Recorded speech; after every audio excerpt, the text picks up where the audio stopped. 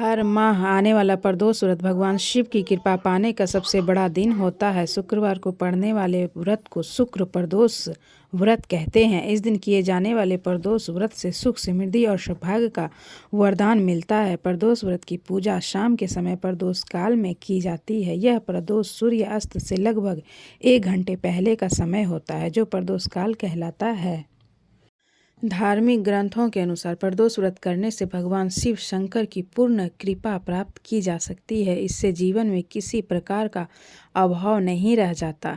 इतना ही नहीं, समस्त आर्थिक संकटों का समाधान करने के लिए प्रदोष व्रत अवश्य करना चाहिए। इस व्रत के प्रभाव से हर तरह के रोग दूर होकर बीमारियों पर होने वाले खर्चों में कमी आती है।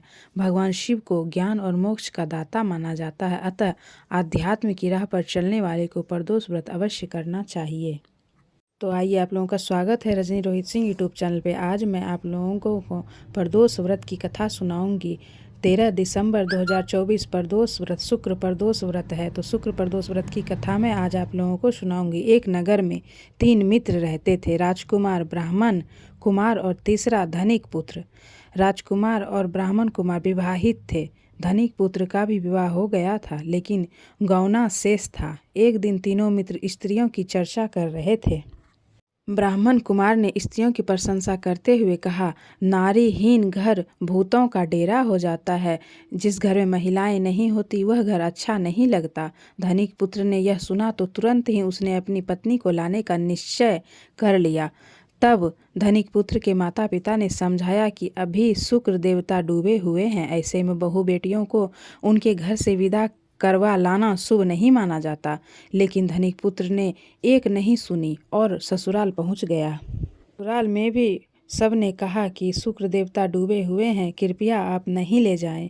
लेकिन ससुराल वालों ने बहुत मनाने की कोशिश की, लेकिन वो जिद पर अड़ा रहा और कन्या के माता पिता को उनकी विदाई करनी पड़ी। विदाई के बाद पति पत्नी शहर से निकले ही थे कि बैलगाड़ी का पहिया निकल गया और बैल की टांग टूट गई।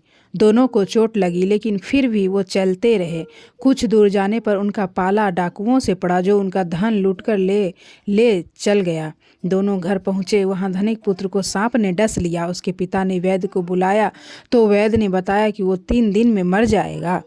जब ब्राह्मण कुमार को यह खबर मिली तो वो धनिक पुत्र के घर पहुंचा और उसके माता पिता को शुक्र प्रदोष व्रत करने की सलाह दी और कहा कि इसे पत्नी सहित वापस ससुराल भेज दीजिए। धनिक ने ब्राह्मण कुमार की बात मानी और ससुराल पहुंच गया, जहां उसकी हालत ठीक होती गई। यानी शुक्र प्रदोष के महात्म्य से सभी घोर कष्ट दूर हो जाते हैं।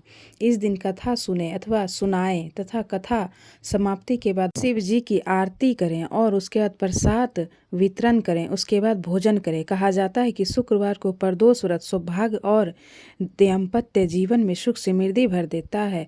इसी कारण से शुक्रवार प्रदोष व्रत को बहुत खास माना जाता है।